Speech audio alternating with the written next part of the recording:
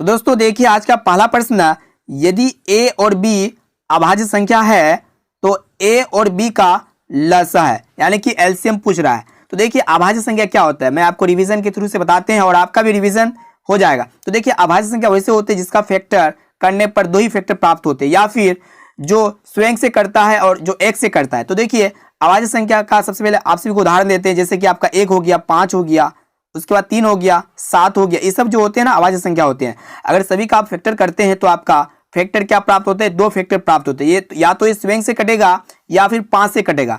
तो देखिए इसका क्या बोल रहा है कि लस क्या होगा। अगर हम लोग दो अभाज्य संख्या ले लेते हैं, माना कि अभाज्य संख्या पहला a ले लिए हैं और दूसरा अभाज्य संख्या को b ले लिए हैं, तो 1 और 5 का हम लोग क्या करेंगे, लस ज्ञात करेंगे, यानी कि एलसीएम करेंगे। ठीक है, एलसीएम तो सबको आता ही होगा। तो यहाँ पे 1 और 5 का एलसीएम जो है, 1 और 5 का एलसीएम नहीं होता है तो हम लोग क्या करेंगे, 1 और 5 को डायरेक्टली गुणा कर देते हैं। ठीक है, तो क्या प्राप्त होता है, 5 ही प्राप्त होता है। ठीक है, तो अभाज्य संख्या का लस ज्ञात करने के लिए क्या करते हैं, दोनों फैक्टर को क्या करते हैं, दोनों अभाज्य संख्या को गुणा कर देते हैं, तभी वो क्या होता है, लस प्राप्त होता है। इसके लिए क्या होगा, a और b को गुणा करते हैं। तो यहाँ पे हमारा ऑप्शन नंबर सी बिल्कुल सही उत्तर हो जाएगा, a गुणा b।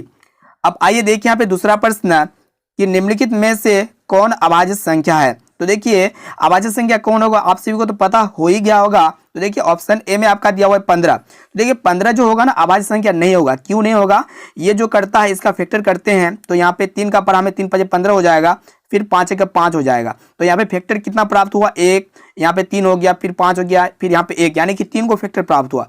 इसी पर अगर हम लोग 23 का फैक्टर करते हैं तो ये 23 जो होता है ना 1 से करता है और 23 से करता है, यानी कि ये आपका जाएगा 23 से और 1 से, तो इसका फैक्टर मात्र क्या हुआ, 2 को ही प्राप्त हुआ। तो इसीलिए हमारा ऑप्शन नंबर बी बिल्कुल सही उत्तर हो जाएगा 23।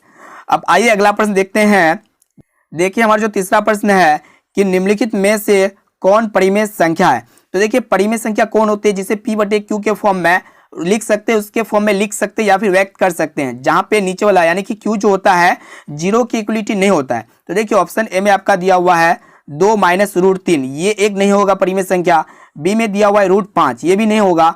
और सी में देखने पा रहे हैं कि 2 √3/√3 है। तो यहाँ पे क्या होगा कि √3 से √3 कैंसिल हो जाएगा, आपका बचेगा 2 एक क्या होता है, परिमेय संख्या होता है, यानी कि ये p/q के फॉर्म में लिख सकते हैं, 2/1 है। ठीक है, तो यहाँ पे option number C correct answer हो जाएगा, 2 √3/√3।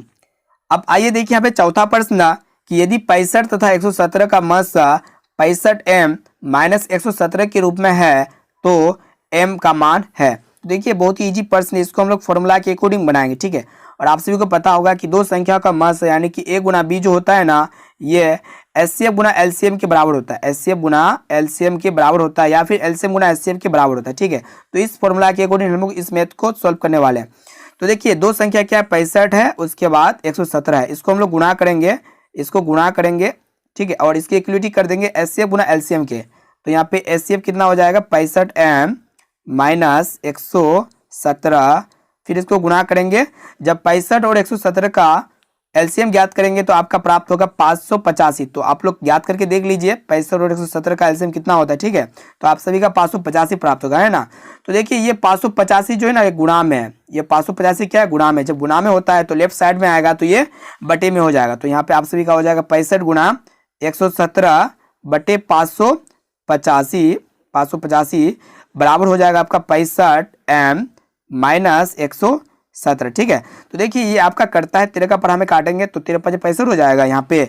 उसके बाद यहाँ पे 13 चौका 52, यहाँ पे 6 बचता है ना, यहाँ पे आपका 6 बचता है, 13 5 65 हो जाएगा। ठीक है, फिर यहाँ पे हम लोग काटने वाले 5 का पढ़ा में 5 9 45 हो जाएगा। फिर यहाँ पे काटेंगे 9 का पढ़ा में 117 को काटेंगे तो 9 1 9 है ना, 9 3 27। तो यहाँ पे एक समीकरण प्राप्त होता है, यानी कि 13 बराबर हो जाएगा आपका 65m - 117। ठीक है, तो देखिए ये 117 जो है ना माइनस में, तो उधर लेफ्ट साइड जाने के बाद क्या हो जाएगा, प्लस में हो जाएगा। तो 13 + 117 बराबर हो जाएगा 65m। ठीक है, 65m। तो देखिए जब 13 और 117 को ऐड कीजिएगा तो आपका प्राप्त होगा 130 बराबर 65m। तो यहाँ पे हम लोग काटेंगे, 65 का पढ़ा में 2 बार में 130 प्राप्त हो जाता है, यानी कि m का मान प्राप्त हो गया है 2। तो यहाँ पे हमारा ऑप्शन नंबर बी बिल्कुल राइट आंसर हो जाएगा 2। अब देखिए यहाँ पे पांचवा प्रश्न कि 2, 10 और 20 के लस और मस का अनुपात है। तो देखिए ये बहुत ही सिंपल प्रश्न है, तो इसको हम लोग इस प्रकार सॉल्व करेंगे। तो सबसे पहले बारी बारी से सभी का एलसीएम ज्ञात कर लेते हैं। 2 का एलसीएम ज्ञात करेंगे तो 2 गुना 1 हो जाएगा। उसके बाद हम लोग 10 का एलसीएम ज्ञात करेंगे तो यहाँ पे 2 गुना 5 हो जाएगा, ठीक है। उसके बाद हम लोग जो 20 का एलसीएम ज्ञात करेंगे तो यहाँ पे 2 गुना 5 हो जाएगा, ठीक है। तो देखिए हम लोग जो इसका सभी का बारी बारी से एलसीएम ज्ञात कर लेते हैं। अब तीनों का हम लोग एलसीएम ज्ञात करेंगे, ठीक है, तीनों का। तो एलसीएम तो ज्ञात करने के लिए सबसे बेस्ट तरीका होता है कि तीनों का हाईएस्ट जो घात होता है उसको लेते हैं। तो यहाँ पे आपका 2, 10, 20 का जो एलसीएम हो जाएगा, हाईएस्ट घात 2 वाला यहाँ पे हो जाएगा, 2 की पावर 2 हो जाएगा, 2 की पावर 2 गुना 5 हो जाएगा। तो यहाँ पे 2 की पावर 2 का अर्थ होता है 4 गुना 5 यानी कि 20 प्राप्त हो गया सभी का एलसीएम। अब इस सब का हम लोग क्या करेंगे, एचसीएफ ज्ञात करेंगे। एचसीएफ क्या होता है, जो न्यूनतम घात वाला होता है, ठीक है, जो तीनों में कॉमन होता है, उभयनिष्ठ होता है। तो यहाँ पे 2 हो जाएगा आपका एचसीएफ, ठीक है, 2 क्या होगा, एचसीएफ हो जाएगा।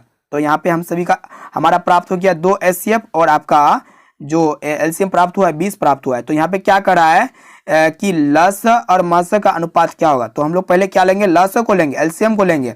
तो एलसीएम यहाँ पे आप सभी का प्राप्त हुआ है 20, तो 20 बटे अनुपात का अर्थ होता है बटे, तो 20 बटे हो जाएगा 2। तो जब इसको काटेंगे तो यहाँ पे हो जाएगा 2 दाएं 20, यानी कि इसको हम लोग कह सकते हैं 10:1। नीचे में आपका 1 बचा हुआ है, तो यहाँ पे हमारा ऑप्शन नंबर बी बिल्कुल सही उत्तर हो जाएगा 10:1। अब आइए अगला प्रश्न देखते हैं। देखिए हमारा जो छठा प्रश्न है, ये प्रश्न आपके मैट्रिक बोर्ड परीक्षा के लिए बहुत ही इंपॉर्टेंट है कि सबसे छोटी भाज्य संख्या और छोटी अभाज्य संख्या का मात्रा कितना होगा। तो देखिए भाज्य संख्या सबसे छोटी कितना होता है, 4 होता है, ठीक है। तो 4 और सबसे छोटी अभाज्य संख्या जो होता है ना 3 होता है। तो हम लोग 4 और 3 का मौसा ज्ञात करने वाले, ठीक है। तो 3 और 4 का जब हम लोग मौसा ज्ञात करेंगे तो मौसा ज्ञात करने सबकी को आता होगा। तो यहाँ पे आपका हो जाएगा 3 का 3, फिर 1 से जाएगा ये 3, 1 3 हो जाएगा, ठीक है। तो यहाँ पे आप सभी का जो मौसा प्राप्त हो गया 1 प्राप्त हो गया है। तो यहाँ पे 6 नंबर का जो राइट आंसर हो जाएगा 1 हो जाएगा। इसको अच्छी तरह से याद रखना कि जो सबसे छोटी भाज्य संख्या और सबसे छोटी अभाज्य संख्या का जो मौसा होता है वो 1 होता है, ठीक है। अब देखिए यहाँ पे 7वां प्रश्न है कि 2 लगातार संख्याओं का मसा है। तो देखिए 2 लगातार संख्याओं का मसा क्या होगा। तो देखिए 2 लगातार संख्या क्या क्या हो सकता है, 1 हो सकता है, 2 हो सकता है, ठीक है। उसके बाद 3 हो सकता है, 4 हो सकता है। इस तरह हम लोग 2 लगातार कहीं से भी उठा लेंगे संख्या को और उसका मौसा ज्ञात करेंगे। यहाँ पे सबसे पहला वाला को उठा लेते हैं, 1 और 2 का मौसा क्या होगा, 1 और 2 का मौसा 1 ही होगा ना। तो यहाँ पे हमारा ऑप्शन नंबर बी इसका भी सही उत्तर हो जाएगा 1। अब देखिए यहाँ पे 8वां प्रश्न क्या कर रहा है कि 5005 के कितने अभाज्य गुणनखंड है। तो देखिए इसके लिए हम लोग इसको क्या करेंगे, एलसीएम पहले करेंगे। तो 5005 को एलसीएम करने वाले हैं। देखिए किससे कटता है, 5 से कटेगा, 5 का 5, फिर यहाँ पे 0 हो जाएगा, फिर यहाँ पे 1 हो जाएगा, ठीक है। तो देखिए यहाँ पे फिर ये जाता है आपका 7 से, ठीक है, 7 से जाएगा, यहाँ पे 7 का 7 हो जाएगा, ठीक है। यहाँ पे 3 बचता है तो 7 चौक 28 हो जाएगा, फिर यहाँ पे आपका 2 बचता है तो यहाँ पे 7 या 21 हो जाएगा, ठीक है। फिर ये आपका जाता है 11 का पढ़ा में, तो 11 का 11 हो जाएगा, फिर यहाँ पे 11 या 33 हो जाएगा। तो यहाँ पे आप सभी का प्राप्त हुआ है 5 गुना 7 गुना 11 गुना 13। तो यहाँ पे अभाज्य गुणनखंड कितना है, 1 गो 2 गो 3 गो 4 गो है। तो यहाँ पे ऑप्शन नंबर बी इसका हमारा राइट आंसर हो जाएगा 4। अब आइए अगला प्रश्न देखते हैं। देखिए यहाँ पे 9वां प्रश्न है कि कितने 2 अंकों की संख्या 3 से विभाज्य है। तो देखिए बहुत ही सिंपल प्रश्न है। तो देखिए इसको हम लोग किस प्रकार सोल्व करेंगे, 2 अंक का संख्या होना चाहिए और जो है 3 से विभाज्य होना चाहिए, ठीक है। तो देखिए इस तरह इसको हम लोग सोल्व करेंगे। तो देखिए 2 अंक का संख्या 0 से स्टार्ट होता है, तो 2 अंक का संख्या हो जाएगा आपका 12 और जो लास्ट संख्या होगा अंतिम संख्या होगा 99 होगा, ठीक है। तो यहाँ पे 12 हो जाएगा, उसके बाद 15 हो जाएगा जो 3 से कटेगा, फिर आपका 18 हो जाएगा, यहाँ पे एन डॉट डॉट कर देते हैं। तो ये आपका क्या बन गया, एपी बन गया है ना, एपी ये आपका बन गया। तो ये प्रथम पद यानी कि 12 हो गया, फिर आपका डी का मान जो है 3 हो जाएगा, फिर ये ए एन जो है यानी कि ए एन बराबर 99 जो लास्ट पद होता है। तो ए एन का फॉर्मूला आप सभी को पता होगा, ए एन बराबर जो होता है A plus N minus 1 into D, ठीक है। तो इसके अकॉर्डिंग हम लोग इसको सोल्व करेंगे। तो यहाँ पे ए एन का मान जो है 99 दिया हुआ है, तो हम लोग यहाँ पे 99 लिख देंगे। तो देखिए ए का मान यहाँ पे 12 है तो 12 लिख देंगे, प्लस यहाँ पे एन का मान हमें ज्ञात करना है, तो एन माइनस 1 इंटू डी का मान यहाँ पे 3 प्राप्त है। तो देखिए 99 यहाँ पे 12 प्लस में इधर आके 99 माइनस 12 हो जाएगा, ठीक है। 99 माइनस 12 बराबर एन माइनस 1 इंटू 3। तो देखिए जब 99 में 12 को माइनस करते तो यहाँ पे आप सभी का बचता है 87 बराबर एन माइनस यहाँ पे एन माइनस 1। तो देखिए 3 गुणा में इधर आके बटे हो जाएगा, यानी कि 87/3 बराबर एन माइनस 1। तो देखिए इसको हम लोग काटेंगे तो 3 गुना 6 हो जाएगा, 3 27 हो जाएगा। तो यहाँ पे हमारा प्राप्त होता है एन माइनस 1 बराबर 29। तो इसीलिए एन बराबर क्या हो जाएगा, एन बराबर यहाँ पे 29 में एक ऐड हो जाएगा, तो 29 और 1 कितना हो जाएगा, 30 हो जाएगा, ठीक है। तो ये हमारा राइट आंसर हो जाएगा ऑप्शन नंबर बी 30। तो कितने दोनों की संख्या होगा जो 3 से विभाज्य होगा 30।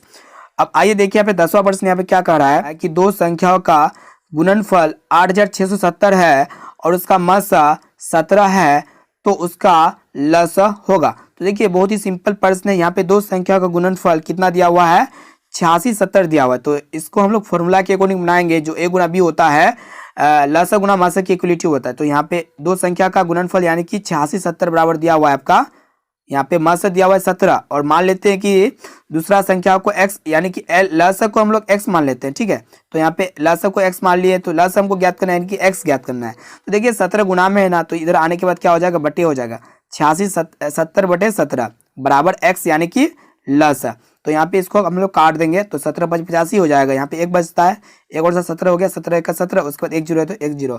तो यहाँ पे 510 हमारा राइट आंसर हो जाएगा। ऑप्शन नंबर डी बिल्कुल सही उत्तर है। अब देखिए यहाँ पे हमारा जो अगला प्रश्न यानी कि 11वां प्रश्न है कि 6,8 और 22 का लसा और मासा का अनुपात है। तो देखिए बहुत ही सिंपल प्रश्न है। इस तरह का प्रश्न हम लोग इससे पहले सॉल्व किए, इसी वीडियो में सॉल्व किए। तो देखिए सबसे पहले हम लोग क्या करते हैं कि तीनों का एलसीएम अलग अलग से करते हैं। तो यहाँ पे हम लोग 6 का एलसीएम कर लेते हैं। तो यहाँ पे जब 6 का एलसीएम करेंगे तो 2 गुना 3 हो जाएगा, ठीक है। उसके बाद हम लोग किसका एलसीएम करेंगे 8 का एलसीएम करेंगे। तो जब 8 का एलसीएम करेंगे तो यहाँ पे क्या होगा 2 गुना 2 गुना 2 हो जाएगा, ठीक है। इसी प्रकार हम लोग 22 का एलसीएम करेंगे तो 22 का एलसीएम जो करेंगे 2 गुना 11 हो जाएगा, ठीक है। 2 गुना 11। तो देखिए एलसीएम अगर हम लोग तीनों का एलसीएम करेंगे तो क्या हो जाएगा, जो हाईएस्ट घात वाला होता है उसी को लेते। तो यहाँ पे देखिए कि हाईएस्ट घात जब हम लोग 8 का फैक्टर किए तो इसमें 8 के फैक्टर में हाईएस्ट घात 2 की पावर 3 है। तो हम लोग यहाँ पे क्या करेंगे 2 की पावर 3 का अर्थ होता है 8, तो 8 को ले लेंगे। उसके बाद हम लोग यहाँ पे क्या करेंगे कि 3 को ले लेंगे, उसके बाद हम लोग यहाँ पे 11 को ले लेंगे। तो ये आपका हो गया एलसीएम ज्ञात हो गया, ठीक है। उसके बाद आप सभी को क्या करना है कि तीनों का मस ज्ञात करना है। तो मस क्या होता है कि जो तीनों में कॉमन होता है वही निष्ठ होता है, वो आपका क्या होता है मस होता है। तो देखिए कि 2 सभी में कॉमन आ रहा है ना, तो ये आपका क्या हो गया 2 क्या हो गया मस हो गया। तो हम लोग इसको क्या करेंगे डिवाइड करेंगे यानी कि अनुपात ज्ञात करेंगे। तो 2 का परामे ये आपका 2 चुका 8 हो जाएगा।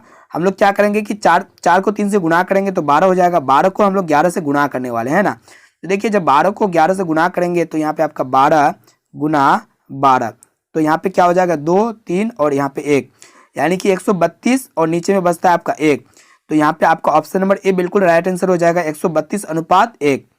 अब देखिए इस तरह अगला प्रश्न यानी कि 12वां प्रश्न यहाँ पे क्या कह रहा है कि 96 का अभाज्य गुणनखंड क्या होगा। तो देखिए 96 का हम लोग क्या करने वाले हैं अभाज्य गुणनखंड करने वाले हैं यानी कि फैक्टर करने वाले हैं, ठीक है। तो देखिए यहाँ पे किससे जाएगा 2 से जाएगा है ना, 2 चुका 8 हो जाएगा, 2 8 16 हो जाएगा, यहाँ पे फिर हो जाएगा 24 दूना 48 हो जाएगा, फिर यहाँ पे आपका 2 से जाएगा है ना, 12 दूना 24 हो जाएगा, फिर 2 से 2 चुका 12 हो जाएगा आपका, फिर 2 से जाएगा 2 तिया 6 हो जाएगा। तो यहाँ पे 2 की देखिए यहाँ पे कितना बार है 2 3 4 5 यानी कि 2 की पावर 5 गुना 3, ठीक है। यहाँ पे क्या हो जाएगा 2 की पावर 5 गुना 3 यानी कि ऑप्शन नंबर सी बिल्कुल सही उत्तर हो जाएगा 2 की पावर 5 गुना 3। अब आइए इस तरह देखते हैं अगला प्रश्न को देख लेते हैं। देखिए हमारा जो 13वां प्रश्न यहाँ पे क्या कह रहा है कि 0.3 के ऊपर बार का परिमेय रूप में लघुत्तम रूप है यानी कि परिमेय रूप में व्यक्त करना होता है 0.3 के ऊपर बार को। तो इसके लिए हम लोग क्या करेंगे कि सबसे पहला तरीका आपको बताते, आसान तरीका बताते, ठीक है।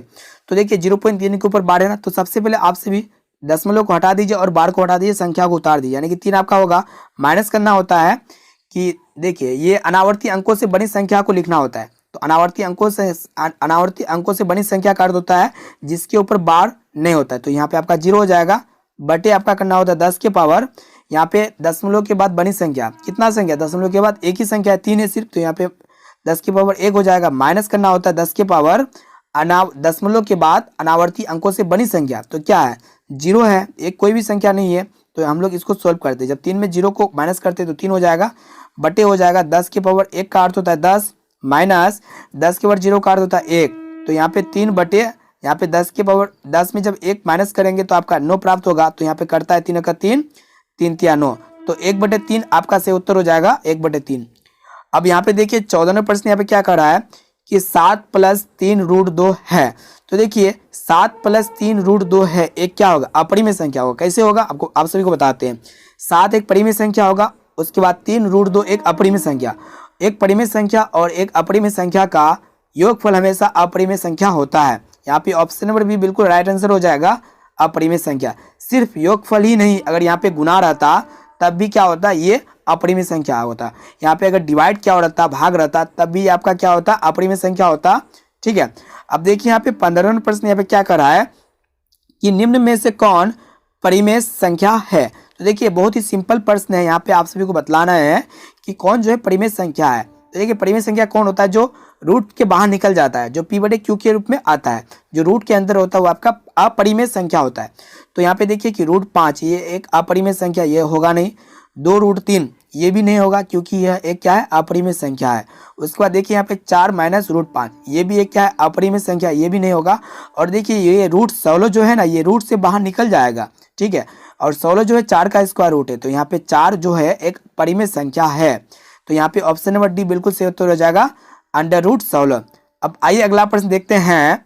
देखिए हमारा जो 16वां प्रश्न है कि 0 और 50 के बीच विषम संख्याओं की संख्या है। तो इस तरह का प्रश्न इससे पहले हम लोग सॉल्व किए और ये एपी के अकॉर्डिंग, एपी के फॉर्मूला के अकॉर्डिंग इसको हम लोग सॉल्व करते हुए चलेंगे और हम लोग विषम संख्याओं की संख्या को ज्ञात कर लेंगे। तो यहाँ पे 0 और 50 के बीच क्या क्या विषम संख्या हो सकता है, 1 होगा, उसके बाद आपका 3, इस तरह 5 हो जाएगा, 7 हो जाएगा, एंड डॉट डॉट डॉट 49 तक, 50 के बीच में 49 हो जाएगा विषम संख्या।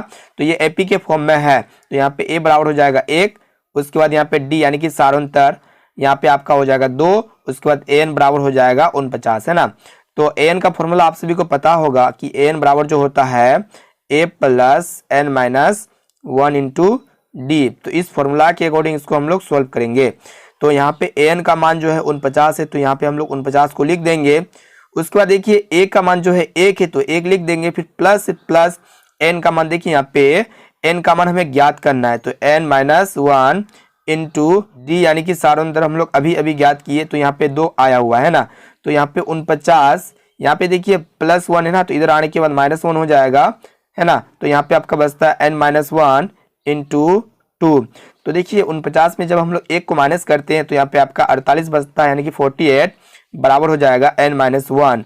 तो देखिए यहाँ पे 2 जो ना गुना में, तो इधर आने के बाद ये बटे में हो जाएगा, तो 24 × 48 होता है। तो यहाँ पे आपका हो जाएगा n बराबर n - 1 है ना, तो -1 उधर जाने के बाद प्लस हो जाएगा, तो 24 में 1 ऐड करेंगे तो 25 हो जाएगा, जो कि विषम संख्याओं की संख्या कितना हो जाएगा यहाँ पे 25। ऑप्शन नंबर बी बिल्कुल राइट आंसर हो जाएगा। अब आइए देखिए यहाँ पे 17वां नंबर प्रश्न यहाँ पे क्या कह रहा है कि 5, 15 और 20 के लस और मस का अनुपात है। तो इस तरह का प्रश्न हम लोग इससे पहले भी सॉल्व किए और इसको भी हम लोग सॉल्व करेंगे। तो इसको सबसे पहले हम लोग कैसे सॉल्व करते हैं, इसको बारी बारी से सभी का अलग अलग से एलसीएम करके देखते हैं। तो यहाँ पे जब हम लोग 5 का एलसीएम करेंगे तो यहाँ पे आपका आएगा 5 बराबर लिख सकते हैं, सॉरी यहाँ पे लिखते हैं 5 बराबर, इसको हम लोग लिख सकते हैं 1 × 5 या 5 × 1, ठीक है, लिख सकते हैं इसको हम लोग। उसके बाद देखिए 15 का जब हम लोग एलसीएम करेंगे तो यहाँ पे हो जाएगा 3 × 5, है ना। उसके बाद यहाँ पे 20 का जब हम लोग एलसीएम करेंगे तो यहाँ पे हो जाएगा 2 × 5। तो आप सभी को पता होगा कि एलसीएम जो होता है ना, तीनों में जो हाईएस्ट घात होता है, तीनों में से जो हाईएस्ट घात होता है उसको लिया जाता है। तो यहाँ पे एलसीएम बराबर लिख देते हैं, एलसीएम इज इक्वल टू, यहाँ पे देखिए यहाँ पे 5 तीनों में है तो हम लोग एक 5 तो लेंगे ही। उसके बाद देखिए 2 का स्क्वायर है तो हम लोग क्या लेंगे, यहाँ पे 2 का स्क्वायर को ले लेंगे, है ना, फिर गुना 3 ले लेंगे, तो ये आपका एलसीएम प्राप्त हो जाएगा 5। इसको जब आप सोल्व कीजिए 5, उसके बाद यहाँ के 2 का स्क्वायर 4 हो जाएगा, 5 चौके 20 हो जाएगा, है ना, 20 × 60। तो यहाँ पे आप सभी का प्राप्त होता है एलसीएम 60। उसके बाद यहाँ पे एचसीएफ क्या होगा, एचसीएफ में क्या होता है कि तीनों कॉमन होता है, वो आपका एचसीएफ कहलाता है। तो यहाँ पे आप सभी का 5 कॉमन है तो 5 क्या हो जाएगा, एचसीएफ हो जाएगा। तो यहाँ पे क्या है, अनुपात ज्ञात करने बोला है ना, लस और मस का। तो यहाँ पे हम लोग प्राप्त किए लस यानी कि एलसीएम प्राप्त किए 60 अनुपात आपको क्या करना है, अनुपात का अर्थ होता है बटे, तो 60/5। तो जब इसको काटिएगा तो 12×5 = 60 हो जाएगा ना, तो यानी कि इसको कहने का अर्थ है 12:1, यानी कि यहाँ पे ऑप्शन नंबर डी बिल्कुल राइट आंसर हो जाएगा 12:1। अब आइए देखिए यहाँ पे 18 नंबर प्रश्न यहाँ पे क्या कह रहा है कि निम्न में कौन अपरिमेय नहीं है, अपरिमेय नहीं है उसको देख लेते हैं। यहाँ पे देखिए ऑप्शन नंबर ए में क्या दिया हुआ है, √10। तो देखिए √10 जो बाहर नहीं निकलेगा ये तो अपरिमेय है। यहाँ पे ऑप्शन नंबर बी को देखा जाए कि ऑप्शन नंबर बी क्या है, √24 है, ये भी रूट से बाहर नहीं निकलेगा, ये भी क्या है, एक अपरिमेय है। उसके बाद देखिए सही देखिए यहाँ पे ऑप्शन नंबर सी को कि √35 ये भी तो बाहर नहीं निकलेगा रूट से, ये क्या होगा, अपरिमेय होगा। और डी को देखा जाए यहाँ पे क्या है कि अंडर रूट 121 है और 121 जो है ना 11 का स्क्वायर रूट है, जो कि 11 एक अपरिमेय नहीं है, परिमेय है। तो यहाँ पे ऑप्शन नंबर डी बिल्कुल राइट आंसर हो जाएगा, अंडर रूट 121। अब देखिए यहाँ पे अगला प्रश्न को देख लेते हैं। आइए देखिए यहाँ पे हमारा जो 19वां प्रश्न है कि दो संख्याओं a और 18 का लसा 36 तथा मसा 2 है, तो a का मान क्या होगा। यानी कि यहाँ पे आप सभी को पूछ रहा है कि a का मान ज्ञात करने के लिए। तो यहाँ पे दो संख्या दिया हुआ है, पहला संख्या है a और दूसरा संख्या है 18।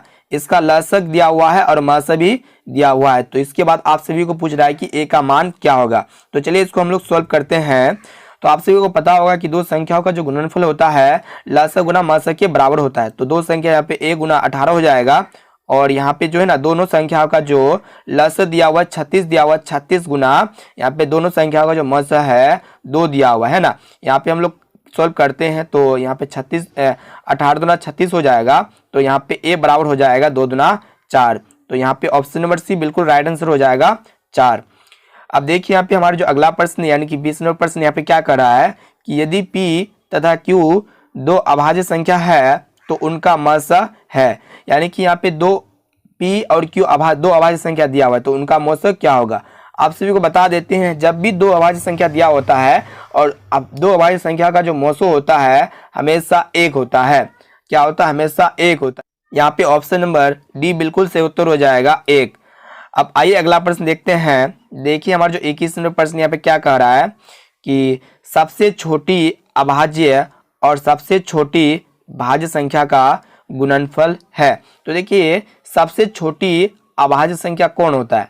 सबसे छोटी अभाज्य संख्या आपका 2 होता है ना। उसके बाद सबसे छोटी गुना करना है, सबसे छोटी भाज्य संख्या, सबसे छोटी भाज्य संख्या हो जाएगा आपका 4। तो यहाँ पे 4 और 2 को जब हम लोग गुना करते हैं तो 8 प्राप्त होता है। तो यहाँ पे ऑप्शन नंबर सी बिल्कुल राइट आंसर हो जाएगा 8। अब आइए देखिए हमारा जो 22वां प्रश्न है कि निम्न में कौन सी अभाज्य संख्या है। तो देखिए यहाँ पे अभाज्य संख्या पूछ रहा है। अभाज्य संख्या वो होता है जिसका फैक्टर मात्र 2 होता है और जो स्वयं से करता है और वो 1 से करता है, तो वो आपका अभाज्य संख्या होता है। तो देखिए यहाँ पे 29 जो होगा ना एक अभाज्य संख्या होगा और 25 नहीं होगा, 16 भी नहीं होगा और 15 भी नहीं होगा, बल्कि 29 हमारा यहाँ पे राइट आंसर हो जाएगा। अभाज्य संख्या 29 है। अब आइए देखिए यहाँ पे हमारा जो अगला प्रश्न है 23वां प्रश्न है 3.27 के ऊपर बार है। तो देखिए जब भी बार वाला आए ना तो वो एक क्या होता है, एक पूर्णांक संख्या होता है या फिर एक परिमेय संख्या या फिर एक प्राकृत संख्या या फिर एक अपरिमेय संख्या। तो देखिए जो बार वाला या फिर जो रेकरिंग वाला होता है वो हमेशा एक परिमेय संख्या होता है। यहाँ पे ऑप्शन नंबर बी बिल्कुल सही उत्तर हो जाएगा, एक परिमेय संख्या। अब आइए अगला प्रश्न देखते हैं। आइए देखिए यहाँ पे नेक्स्ट प्रश्न क्या कर रहा है कि किसी पूर्णांक m के लिए सम संख्या का रूप है। तो देखिए किसी भी पूर्णांक m के लिए जो सम संख्या का रूप होता है ना वो क्या हो सकता है उसको चेक कर लेते हैं। तो सम संख्या का रूप क्या होता है देखते हैं। सम संख्या आप यहाँ पे m के लिए हम लोग क्या लेंगे, सम संख्या लेंगे, ठीक है। तो यहाँ पे पहला ऑप्शन को चेक करते हैं। तो यहाँ पे अगर m की जगह 2 लेते हैं तो 2 + 2 यहाँ पे 4 हो जाता है, ये एक सम संख्या का रूप है। अगर b को चेक करते हैं, ऑप्शन b को चेक करते हैं, तो यहाँ पे हम लोग m की जगह 2 लेने वाले हैं, 2 × 2 + 1 यानी कि यहाँ पे 5 प्राप्त होता है। यहाँ पे इसको भी चेक कर लेते हैं ऑप्शन नंबर डी को। तो यहाँ पे 2 गुना m की जगह 2 लेंगे फिर -1, जब 2 को 2 से गुणा करेंगे तो 4 प्राप्त होगा, 4 में 1 माइनस करेंगे तो यहाँ पे आपसे भी 3 प्राप्त होगा। फिर सी को चेक कर लेते हैं, सी में क्या दिया हुआ है, 2 गुना m की जगह 2 लेंगे तो यहाँ पे 2 को जब 2 से गुणा कीजिएगा तो यहाँ पे आप सभी का 4 प्राप्त होता है। यानी कि यहाँ पे ऑप्शन नंबर ए और ऑप्शन नंबर सी बिल्कुल राइट आंसर हो जाएगा, ऑप्शन नंबर ए और ऑप्शन नंबर सी। अब देखिए यहाँ पे हमारे जो 25वां प्रश्न यहाँ पे क्या कर रहा है। देखिए यहाँ पे हमारा जो 25वां प्रश्न है कि निम्न में से कौन सा अपरिमेय नहीं है। तो यहाँ पे आप सभी को अपरिमेय नहीं है कह रहा है। तो देखिए ऑप्शन ए में दिया हुआ है √64/81। तो यहाँ पे एक क्या हो जाएगा, 64 से स्क्वायर रूट, यहाँ पे 8 का 64 स्क्वायर रूट होता है बटे यहाँ पे 81 जो है ना 9 का स्क्वायर रूट है। तो यहाँ पे 8/9 प्राप्त होता है जो कि एक परिमेय संख्या है, अपरिमेय संख्या नहीं है। तो यहाँ पे ऑप्शन नंबर ए बिल्कुल राइट आंसर हो जाएगा, √64/81। अब आइए अगला प्रश्न देखते हैं। देखिए हमारा जो अगला प्रश्न है कि निम्नलिखित में किसका दशमलव प्रसार शांत है। तो इसको हम लोग जो सॉल्व करेंगे सरल तरीका से। आप याद रखिए कि जिसका भी दशमलव प्रसाद शांत या फिर आसान कहेगा ना, तो उसको हम लोग इस प्रकार सॉल्व करेंगे। तो सबसे पहले आप सभी को क्या करना होता है कि हर का एलसीएम लेना पड़ता है। तो हम लोग एलसीएम ले लेते हैं हर का। तो यहाँ पे जब हम लोग 8 का एलसीएम लेते हैं तो 2 गुना 2 आता है, यानी कि 2 की पावर 3 आता है। तो देखिए जो भी जिसका भी हम लोग हर का एलसीएम लेने के पश्चात अगर 2 की घात आए या फिर 5 की घात आए या फिर 2 गुना 5 की घात दोनों की घात आए ना, वो आपका दशमलव प्रसार शांत होता है। तो यहाँ पे ऑप्शन नंबर ए बिल्कुल सही उत्तर हो जाएगा। 3/8 क्या है, शांत है। अब आइए देखिए यहाँ पे हमारा जो 27वां प्रश्न है कि 6/15 का दशमलव प्रसार है। तो इसको भी हम लोग चेक करते हैं, आप लोग को समझ में आ जाएगा। तो हम लोग हर का यहाँ पे 15 का जो है एलसीएम लेने वाले हैं। जब हम लोग 15 का एलसीएम लेंगे तो 3 गुना 5 आएगा। तो देखिए जब भी 2 गुना 5 के अलावे अगर दूसरा घात आ जाए, जैसा कि यहाँ पे देखने पा रहे हैं 3 की घात, तो ये एक क्या होगा, अशांत होगा। तो यहाँ पे ऑप्शन नंबर बी बिल्कुल राइट आंसर हो जाएगा, अशांत। अब आइए अगला प्रश्न देखते हैं। आइए देखिए यहाँ पे हमारा जो 28वां प्रश्न है कि 4 माइनस रूट 3 है। तो देखिए यहाँ पे क्या करा है कि 4 माइनस रूट 3 एक क्या होगा, परिमेय संख्या या फिर अपरिमेय संख्या, विभिन्न संख्या या फिर पूर्णांक। तो आप याद रखिए जब भी एक परिमेय संख्या और एक अपरिमेय संख्या का अंतर आए तो वो हमेशा अपरिमेय संख्या ही प्राप्त होता है। तो यहाँ पे ऑप्शन नंबर बी बिल्कुल राइट आंसर हो जाएगा, अपरिमेय संख्या। अब देखिए यहाँ पे हमारा जो 29वां प्रश्न है कि निम्नलिखित में कौन अपरिमेय संख्या है। इसको भी हम लोग सरल रूप में देखेंगे और आप सभी को बताएंगे। तो देखिए अपरिमेय संख्या कौन होता है, जो रूट के अंदर होता है वो आपका अपरिमेय संख्या होता है, जो रूट से बाहर नहीं निकलता है। यहाँ पे देखिए ऑप्शन ए में देखा जाए तो यहाँ पे 36 जो है ना 6 का स्क्वायर रूट है, इसलिए 6 बाहर निकल जाएगा। और 64 जो है 8 का स्क्वायर रूट है, ये भी निकल जाएगा, है ना। तो यहाँ पे 6/8 प्राप्त हुआ, ये तो एक परिमेय संख्या, ये नहीं होगा।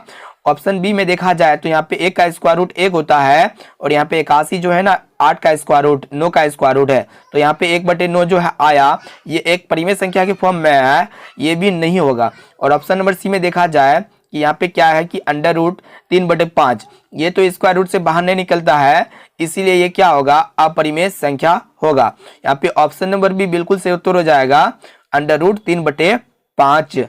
अब आइए अगला प्रश्न देख लेते हैं। देखिए हमारा जो 30वां प्रश्न है कि निम्नलिखित में कौन सी अभाज्य संख्या है। तो देखिए अभाज्य संख्या आप सभी को बार बार बताते हैं, जिसका फैक्टर मात्र 2 प्राप्त होता है वो आपका अभाज्य संख्या होता है। तो देखिए ऑप्शन ए में देख लेते हैं, 6 का जब हम लोग फैक्टर करते हैं तो यहाँ पे आपका प्राप्त होता है 2 गुना, उसके बाद यहाँ पे 3 गुना 1 प्राप्त होता है। यहाँ पे फैक्टर देखने से यहाँ पे 3 प्राप्त होता है, ये एक नहीं होगा अभाज्य संख्या। और बी में देखा जाए यहाँ पे 9 का जब हम लोग फैक्टर करते हैं तो यहाँ पे आप सभी का प्राप्त होता है 3 गुना 1, ये भी अभाज्य संख्या नहीं होगा, क्योंकि यहाँ पे फैक्टर की संख्या 3 है, गुणनखंड 3 है। जब हम लोग 15 का फैक्टर करते हैं तो यहाँ पे आप सभी का प्राप्त होता है यहाँ पे 3 गुना 5 गुना 1 प्राप्त होता है। यहाँ पे भी ये जो फैक्टर की संख्या है 3 है, ये भी अभाज्य संख्या नहीं होगा। अगर हम लोग 11 का फैक्टर करते हैं तो यहाँ पे आप सभी का प्राप्त होता है 11 गुना 1, मात्र 2 ही फैक्टर प्राप्त होता है, जो कि ऑप्शन नंबर डी बिल्कुल राइट आंसर हो जाएगा, 11। अब आइए देखिए यहाँ पे हमारा जो 31वां प्रश्न यहाँ पे क्या कर रहा है कि 2 परिमेय संख्याओं के बीच कितनी परिमेय संख्या हो सकती है। ये प्रश्न आपकी मैट्रिक बोर्ड परीक्षा के लिए बहुत ही इंपॉर्टेंट है। देखिए यहाँ पे कितना बार पूछा गया है। तो देखिए 2 परिमेय संख्या के बीच कितना परिमेय संख्या हो सकता है, अनंत हो सकता है। यहाँ पे ऑप्शन नंबर डी बिल्कुल राइट आंसर हो जाएगा, अनंत। इसको अच्छी तरह से याद रखिएगा। अब आइए अगला प्रश्न देखते हैं। आइए देखिए यहाँ पे हमारा जो 32वां प्रश्न है कि 11/15 का दशमलव प्रसार क्या होगा। ये भी प्रश्न, इसको हम लोग इजी रूप में सरल करेंगे। सबसे पहले इसको आप सभी को चेक करना होता है, एलसीएम करके हर का एलसीएम करना होता है। जब हम लोग 15 का एलसीएम करते हैं तो यहाँ पे आप सभी का प्राप्त होता है 3 गुना 5। तो देखिए जब भी 5 की घात या फिर 2 की घात के अलावे दूसरा की घात आ जाए, जैसे कि यहाँ पे 3 की घात आया हुआ है, तो ये होगा आपका अशांत। यहाँ पे ऑप्शन नंबर बी बिल्कुल राइट आंसर हो जाएगा, अशांत। अब देखिए यहाँ पे हमारा जो 33वां प्रश्न है कि निम्नलिखित में कौन अपरिमेय संख्या है। देखिए यहाँ पे हम लोग चेक करते हैं कि कौन अपरिमेय संख्या के फॉर्म में है। तो यहाँ पे अगर हम ऑप्शन ए में देखा जाए तो यहाँ पे 64 का स्क्वायर रूट 8 जो होता है ना, 64 का स्क्वायर रूट होता है और यहाँ पे 36 जो है 6 निकल जाएगा, तो यहाँ 8/6 आया, जो कि एक परिमेय संख्या, ये नहीं होगा। और बी में देखा जाए रूट 81 है, ये भी निकल जाता है, 9 का पढ़ा में, ये भी नहीं होगा, ये परिमेय संख्या होगा। और सी में देखा जाए यहाँ पे क्या है कि अंडर रूट 2.5 है, तो यहाँ पे अंडर रूट 2.5 को इस प्रकार हम लोग लिख सकते हैं, अंडर रूट 2.5, इसको हम लोग पॉइंट को उड़ा सकते हैं तो 10 आएगा, है ना। तो यहाँ पे इसको जब काटेंगे 5 से 25 हो जाएगा, 5 गुना 10 हो जाएगा। तो यहाँ पे अंडर रूट 5 बटे अंडर रूट 2 बचता है, जो कि यह एक अपरिमेय संख्या है। ऑप्शन नंबर सी बिल्कुल राइट आंसर हो जाएगा। अब आइए अगला प्रश्न देखते हैं।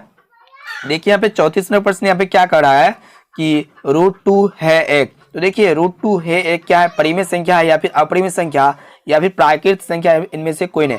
तो देखिए √2 एक जो होगा ना अपरिमेय संख्या होगा, क्योंकि यह जो है रूट से बाहर नहीं निकलता है। यहाँ पे ऑप्शन नंबर बी बिल्कुल राइट आंसर हो जाएगा, अपरिमेय संख्या। अब आइए देखिए यहाँ पे 35वां प्रश्न यहाँ पे क्या कह रहा है कि 2 या 2 से अधिक अभाज्य संख्याओं का मौसा है। देखिए हम लोग चेक करके ज्ञात कर लेते हैं कि 2 या 2 से अधिक अभाज्य संख्या का मौसा क्या होता है। तो अभाज्य संख्या हो जाएगा आपका, अभाज्य संख्या ले लेते हैं, यहाँ पे 2 ले लेते हैं, ठीक है, 3 ले लेते हैं, 5 लेते हैं। तीनों का हम लोग मौसा ज्ञात करके देखते हैं। तो जब हम 2 का एलसीएम लेंगे, तीनों का मौसा ज्ञात करने का सबसे अच्छा तरीका बताते हैं, तीनों को अलग अलग से एलसीएम कीजिए। तो यहाँ पे जब हम लोग 2 का एलसीएम करते हैं तो 2 गुना 1 हो जाएगा। जब हम लोग 3 का एलसीएम करते हैं तो यहाँ पे 3 गुना 1 हो जाएगा। फिर 5 का जब हम लोग एलसीएम लेते हैं तो यहाँ पे आप सभी का प्राप्त होता है 5 गुना 1। तो देखिए मौसा क्या होता है, जो तीनों में कॉमन होता है, तीनों में क्या कॉमन है, 1 कॉमन है। तो यहाँ पे मौसा प्राप्त हो जाएगा, ऑप्शन नंबर ए बिल्कुल राइट आंसर हो जाएगा 1। अब आइए देखते हैं अगला प्रश्न। देखिए हमें 36वां प्रश्न यहाँ पे क्या कर रहा है कि निम्नलिखित में कौन परिमेय संख्या है। तो देखिए परिमेय संख्या कौन होता है, ये देखिए कितना और प्रश्न पूछा हुआ है, काफी महत्वपूर्ण है। इसको अच्छी तरह से ध्यान से देखिएगा कि परिमेय संख्या कौन होता है, जो रूट से बाहर नहीं निकलता है, जो p बटे q के फॉर्म में होता है, जहां q जो होता है डज नॉट इक्वल टू 0 होता है। तो यहाँ पे ऑप्शन ए में देखा जाए कि अंडर रूट 3 है, तो यह एक क्या होगा, परिमेय संख्या होगा, ये तो परिमेय संख्या होगा नहीं। बी में देखा जाए यहाँ पे क्या है कि 2√2 बटे √2, यहाँ पे क्या हो रहा है कि √2 से √2 कैंसिल हो रहा है, तो यहाँ पे आपका बचता है 2 एक क्या होगा, परिमेय संख्या होगा, यानी कि ऑप्शन नंबर बी बिल्कुल राइट आंसर हो जाएगा 2। अब आइए देखिए यहाँ पे अगला प्रश्न कि 2 क्रमिक सम संख्याओं का एचसीएफ होगा। तो देखिए 2 क्रमिक सम संख्या का एचसीएफ क्या होगा, क्रमिक का अर्थ होता है लगातार। यहाँ पे 2 सम संख्या लेते हैं लगातार, 2 उसके बाद 4, तो दोनों का जब हम लोग एचसीएफ ज्ञात करते हैं तो यहाँ पे 2 प्राप्त होता है, यानी कि यहाँ पे ऑप्शन नंबर बी बिल्कुल राइट आंसर हो जाएगा 2। अब आइए अगला प्रश्न देखते हैं। देखिए यहाँ पे अगला प्रश्न यानी कि 38वां प्रश्न यहाँ पे क्या कर रहा है कि किसी धनात्मक पूर्णांक a तथा b के लिए a, b का मसा गुना a, b का लसा निम्न में से किसके बराबर है। तो देखिए यहाँ पे क्या कह रहा है कि a, b का मसा गुना a, b का लसा जो बराबर होता है ना, 2 संख्याओं के गुणनफल के बराबर होता है, यानी कि a गुना b के बराबर होगा। यहाँ पे ऑप्शन नंबर सी बिल्कुल राइट आंसर हो जाएगा, a गुना b।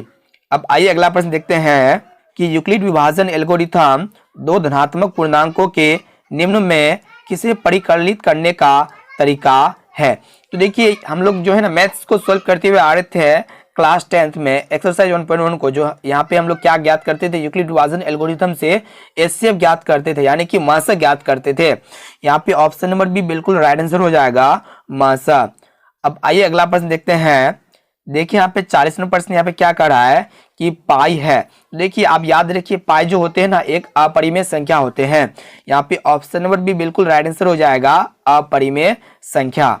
अब आइए देखिए यहाँ पे 41वां प्रश्न यहाँ पे क्या कर रहा है कि निम्नलिखित में कौन अपरिमेय संख्या नहीं है। तो देखिए अपरिमेय संख्या कौन है उसको हम लोग चेक कर लेते हैं। देखिए यहाँ पे क्या है कि √7 है, ये एक क्या होगा, अपरिमेय संख्या होगा, ये नहीं होगा। ऑप्शन बी में देख लेते हैं, ऑप्शन बी में क्या दिया हुआ है, √3/7। तो एक अपरिमेय संख्या और परिमेय संख्या का भागफल हमेशा अपरिमेय संख्या प्राप्त होता है, ये भी नहीं होगा। और बी में देखा जाए और सी में देखा जाए यहाँ पे क्या है कि √2/5, ये भी नहीं होगा, क्योंकि यहाँ पे √2 बाहर नहीं निकलता, √5 भी बाहर नहीं निकलता है और कटता भी नहीं है, ये भी नहीं होगा। और यहाँ पे देखिए यहाँ पे डी नंबर को देखा जाए, यहाँ पे काटते हैं तो कट जाएगा, यहाँ पे 3 का बराबर कटता है, यहाँ पे 3 दूना 6 हो जाएगा, 3 5 15 हो जाएगा, यहाँ पे 3 का 3 उसके बाद यहाँ पे 3 चौका 18, तो अंडर रूट 25/16 जो है 5 से कट जाता निकल जाता है, और 16 जो है 4 का स्क्वायर रूट है, यानी कि 5/4 एक अपरिमेय संख्या नहीं है बल्कि परिमेय संख्या है। यहाँ पे ऑप्शन नंबर डी बिल्कुल राइट आंसर हो जाएगा। अब आइए देखिए यहाँ पे अगला प्रश्न क्या है, इसमें प्रश्न कि √3 और √5 है। तो देखिए √3 और √5 एक क्या होगा, अपरिमेय संख्या होगा। यहाँ पे ऑप्शन नंबर बी बिल्कुल राइट आंसर हो जाएगा, एक अपरिमेय संख्या। अब आइए अगला प्रश्न देखते हैं। देखिए यहाँ पे हमारा जो 43वां प्रश्न है कि निम्नलिखित में कौन सा भिन्न का दशमलव प्रसार शांत होगा। तो चलिए आप सभी को बताते हैं शांत दशमलव प्रसार किसका किसका होगा और किसका नहीं होगा। इसके लिए हम लोग सभी का एलसीएम करेंगे हर का। तो यहाँ पे हम लोग 105 का जब एलसीएम करते हैं तो यहाँ पे 3 × 9 हो जाएगा, 3 × 5 = 15 हो जाएगा, 5 × 7 = 35 हो जाएगा। ठीक है, तो यहाँ पे क्या प्राप्त होता है, 3 की घात 5 7 की घात, यहाँ पे यानी कि 5 की घात को छोड़ के इसके अतिरिक्त 3 की घात आया और 7 की घात आया, ये होगा अशांत आवृत्ति। ठीक है, इसलिए होगा क्योंकि 5 की घात और 2 की घात के अलावा अगर अगला दूसरा घात आ जाए, जैसे कि 3 की घात आया हुआ है, 7 की घात आया हुआ है, तो वो अशांत होगा। इसी प्रकार हम लोग 210 का भी चेक कर लेते हैं। तो यहाँ पे आपका जाएगा 2 × 2 = 105 हो जाएगा। फिर यहाँ पे आपका जाएगा 3 × 9 3 × 5 = 15, फिर ये जाएगा 5 × 7 = 35, ये भी नहीं होगा, है ना। उसके बाद अगला देखते हैं, सी नंबर को चेक कर लेते हैं। यहाँ पे देखते हैं कि यह 2 से जाएगा 2 × 8 हो जाएगा, फिर 2 से जाएगा 22 × 44 हो जाएगा, फिर 2 से जाएगा 11 × 2 = 22 हो जाएगा, ये भी नहीं होगा। इसलिए नहीं होगा क्योंकि यहाँ पे 11 की घात आया हुआ है ना। उसके बाद 160 का चेक कर लेते हैं कि इसका कितना आता है। तो इसको हम लोग चेक करके बताते हैं। ये 2 × 8 = 16 हो जाएगा, 80 × 2 = 160 हो जाएगा, फिर 2 से जाएगा 40 × 80 हो जाएगा, फिर 2 से जाएगा आपका 20 × 40 हो जाएगा, फिर 2 से जाएगा 10 × 20 हो जाएगा, फिर 2 से जाएगा 2 × 5 = 10 हो जाएगा। अगर यहाँ पे देखने से 2 की घात के साथ साथ 5 की घात भी आया है तो ये इसका क्या होगा, दशमलव प्रसार शांत होगा, जो कि ऑप्शन नंबर डी बिल्कुल राइट आंसर हो जाएगा, 3/160। अब आइए देखिए यहाँ पे अगला प्रश्न क्या है, 44वां प्रश्न कि इतना जो है ना आप सभी को बतलाना है कि परिमेय संख्या है या फिर अपरिमेय संख्या या फिर पूर्णांक संख्या।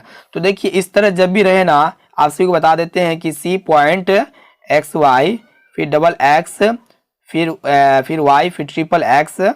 तो यहाँ पे क्या हो रहा है कि C एक क्या होता है, ये फर्स्ट वाला क्या होगा, एक शांत दशमलव प्रसार होगा, और ये x जो होगा ना 0 से 9 तक कोई संख्या होगा, और y जो होगा ये भी 0 से 9 तक कोई संख्या होगा, और ये XX और XXX का कहने का अर्थ होता है कि ये दो पहली बार एक बार आया। यहाँ पे देखिए एक जो है यहाँ पे पहली बार आया, फिर यहाँ पे एक जो है 2 बार आया, फिर यहाँ पे एक जो है 3 बार प्राप्त हुआ है, फिर 4 बार, यानी कि यहाँ पे एक जो है बार बार इसका संख्या बढ़ते जा रहा है। तो इस तरह जब भी इसके फॉर्म में आया तो आप याद रखिएगा इसका ये जो होता है ना अपरिमेय संख्या होता है।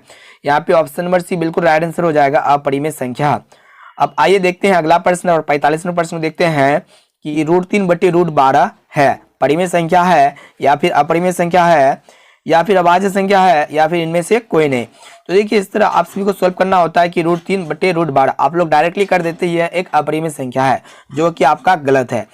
अगर आपका करता है तो काट देना है, अगर नहीं करता है तो नहीं काटना है। तो यहाँ पे कटेगा 3 × 3 3 × 12, तो हम लोग यहाँ पे ऊपर में एक बचा √1/√4। ठीक है, √1 1 हो जाएगा, फिर √4 जो बाहर निकल के आएगा 2, तो 1/2 जो होगा ना यह एक परिमेय संख्या होगा, जो कि ऑप्शन नंबर ए बिल्कुल राइट आंसर हो जाएगा, परिमेय संख्या।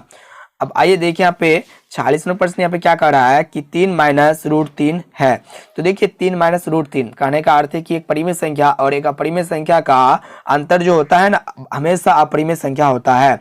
यहाँ पे ऑप्शन नंबर बी बिल्कुल राइट आंसर हो जाएगा, अपरिमेय संख्या।